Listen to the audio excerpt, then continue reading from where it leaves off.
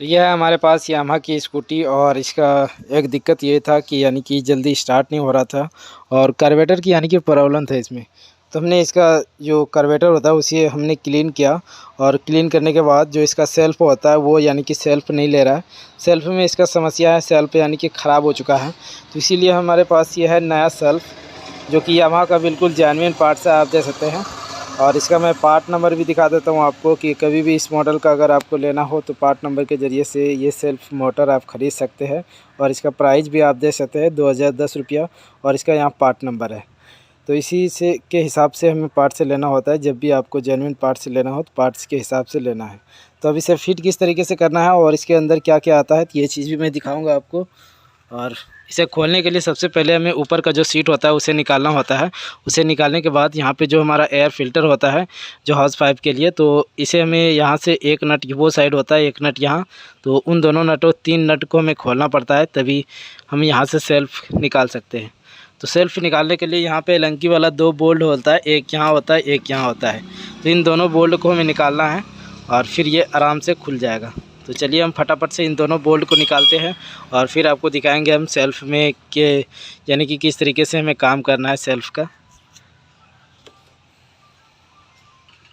तो ये हमारा सेल्फ़ बाहर निकल चुका है और इसमें दिक्कत क्या था कि यहाँ पे जो हमारा ये सॉकेट होता है, अंदर से जो इसका सॉकेट निकलता है बाहर, जिसमें हम नट को टाइट करते हैं, तो ये चीज़ यानी कि अंदर से इसका जो जुगाड़ होता है ये सब चीज़ टूट गया था और ये यानी कि बार बार बॉडी से टच हो रहा था और इसके ज़रिए से सेल्फ़ में काफ़ी दिक्कत आ रही थी।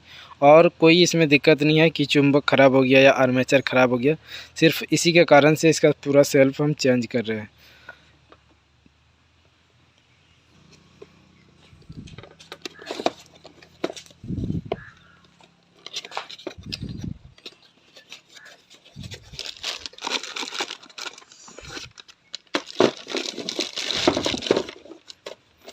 तो इसमें यानी कि पूरा कंप्लीट आता है, कोई भी दिक्कत की परेशानी नहीं है इसमें कि हमें ये चीज़ या वो चीज़ लगाना पड़ेगा। इसका कॉइल समेत आता है इसमें, देख सकते हैं आप, इसका कपलर। और अब हमें इसमें क्या करना होता है कि कभी भी अगर आप सेल्फ़ नया लगाते हैं किसी बाइक का, तो हमें इस तरीके से मिला लेना चाहिए कि हमारा लेवल और मॉडल एक जैसा मिल रहा है या नहीं मिल रहा है। तो आप देख सकते हैं बिल्कुल परफेक्ट ये सही तरीके से मिल रहा है, कोई भी दिक्कत नहीं है इसमें। तो इसे लगाने में हमें सिर्फ कुछ भी नहीं करना है, इसे हमें सेटिंग पे ला के फिर नट को टाइट कर देना है। तो चलिए इसे हम सेट करते हैं और फिर आप आगे की प्रोसेस दिखाते हैं। तो अब यहाँ से हमें कार्बोरेटर को हम सेट करेंगे। तो एक ये हमारा सॉकेट होता है, फिर पेट्रोल यहाँ पे लगेगा और ये हमारा चौक का हो गया केबल। और चलिए अब यहाँ से हम सेट करते हैं इसे। तो यहाँ पे गाइस हमारा सेट हो चुका है। अब इसके बाद ये जो एक पाइप होता है हमारा, ये हमारा पाइप एक यहाँ पे लगेगा और एक ये पाइप जो कि यहाँ पे लगेगा। अंदर में होता है थोड़ा ये पाइप।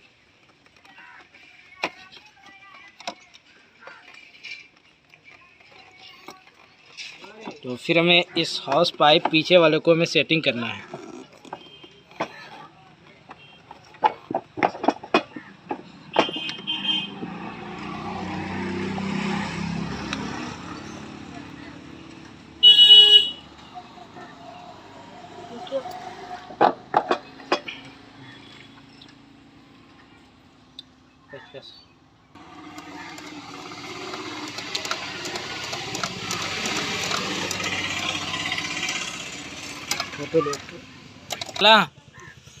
इस समय थ्रोटल केबल को फिर लगाना है। सबसे पहले इसे लगाना है आपको।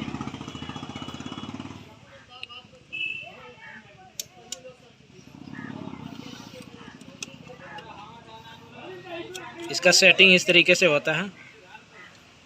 तो ये हमारा आ चुका। और इस लेटर केबल जब भी आप लगाए तो यहाँ से हमारा प्ले होना चाहिए, मतलब ग्रिप,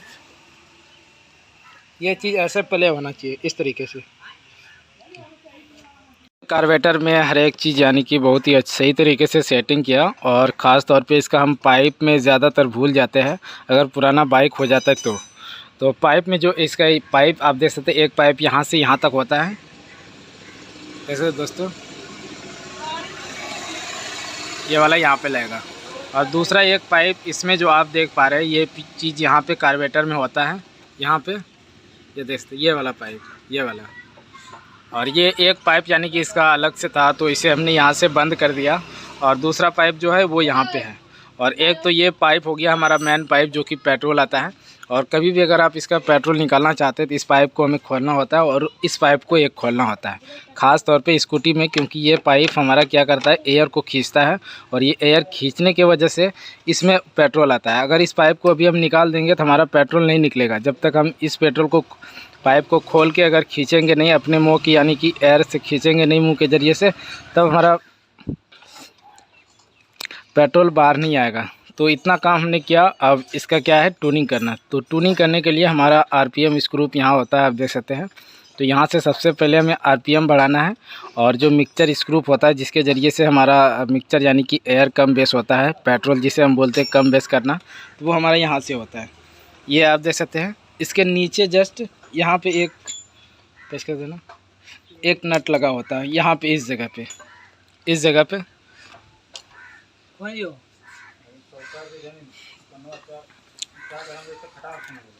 होता है यहाँ पे। तो इन चीज़ों यहाँ इसके ज़रिए से हम इसका मिक्सचर सेट कर सकते हैं। तो हमने इसका मिक्सचर सेट कर दिया। और पहले क्या इसमें दिक्कत था कि यानी कि हम इस लेटर खींचते थे तो इसका चाल ज़्यादा हो जाता था, और थोड़ा सा मतलब देर के बाद इसका आरपीएम कम हो रहा था। तो वो चीज़ हमारा यहीं से होता है कि यहाँ से हमारा मिक्सचर सही से सेटिंग नहीं होता है, और इस तरीके से दिक्कत आने लगता है। तो उस हालात में हमें क्या करना चाहिए कि इसका जो ट्यूनिंग करना है, तो इसका ट्यूनिंग थोड़ा सा हाई रखना है, और यहाँ से हमें कम ज़्यादा करके देखना है कहाँ पे हमारा सेटिंग आ रहा है, और फिर इस लेटर मार के थोड़ा हीट करके भी देखना चाहिए। अगर हमारा अभी जो है अभी हमारा प्रॉपर तरीके से सही हो गया, तो यहीं से यानी कि इस स्क्रू को कम ज़्यादा करके हमें देखना है कि हमारा चाल जो है वो आरपीएम सही अब आ रहा है या नहीं आ रहा है। जो कि इस लेटर छोड़ते ही हमारा बाइक का चाल कम हो जाना चाहिए, आरपीएम कम हो जाना चाहिए। तो उस तरीके से नहीं होता है, तभी आप इसका आरपीएम जो होता है उसे कम ज़्यादा करके हमें देखना होता है। और ये चीज़ ज़्यादातर होंडा की बाइक में होता है, और इस बाइक में भी ज़्यादा प्रॉब्लम आती है, हमने कई बार देखा है ऐसा। तो चलिए दोस्तों, अब हम बाइक को स्टार्ट करते हैं, स्कूटी को, और दिखाते हैं आपको। सेल्फ दबा तो देख सकते हैं जैसे हमने बटन दबाया और ये हमारा स्कूटी बिल्कुल स्टार्ट है। और पहले काफ़ी हमें दिक्कत हुआ था इसमें, अब देखें आप, ये चाल तुरंत कम हो गया। और पहले क्या था, थोड़ा देर के बाद यानी कि चाल इसका कम हो रहा था, और स्टार्टिंग प्रॉब्लम भी काफ़ी ज़्यादा था। तो इसमें गाइज हमने क्या देखा कि इसका जो मिक्सचर स्क्रू था वो मतलब बहुत ही ज़्यादा टाइट था, खुल नहीं रहा था। तो हमने बहुत प्रयास करके उसे खोला और पूरा कार्बोरेटर अच्छी तरीके से क्लीन किया, और फिर अभी जो हमने लगाया, ट्यूनिंग किया, अब इसका जो प्रॉब्लम है वो बिल्कुल दूर हो चुका है। और इसी के साथ साथ हमने सेल्फ लगाया। तो आशा करता हूँ दोस्तों कि हमारा वीडियो आप अगर देखते हैं तो हमारे चैनल को एक बार ज़रूर सब्सक्राइब करें, और इसी तरीके से और बाइक से रिलेटेड या स्कूटी से रिलेटेड किसी भी कंपनी की बाइक हो उसका जानकारी पाने के लिए हमारे चैनल ज़रूर सब्सक्राइब करें, ताकि इसी तरीके से आपको ढेर सारी वीडियो मिलते रहे। तो चलिए दोस्तों, मिलता है अगले वीडियो में, तब तक के लिए थैंक यू।